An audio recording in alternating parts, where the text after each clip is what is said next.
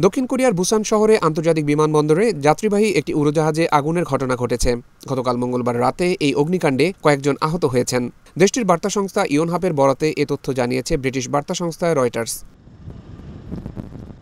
দক্ষিণ পূর্বের বুসান শহরের গিমহে আন্তর্জাতিক বিমানবন্দর থেকে হংকংয়ের উদ্দেশ্যে উড্ডয়নের অপেক্ষায় থাকা এয়ার বুসানের একটি উড়োজাহাজে এই অগ্নিকাণ্ড হয়। রাত 10:30টার কিছু আগে যাত্রীবাহী উড়োজাহাজটিতে আগুন ধরে।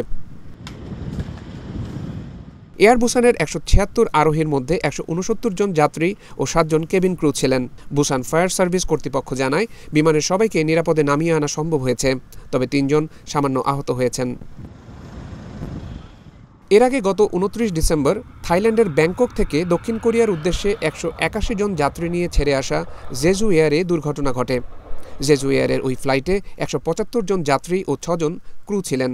দক্ষিণ কোরিয়ার মুয়ান আন্তর্জাতিক বিমানবন্দরে অবতরণের সময় দুর্ঘটনার কবলে পড়ে এটি।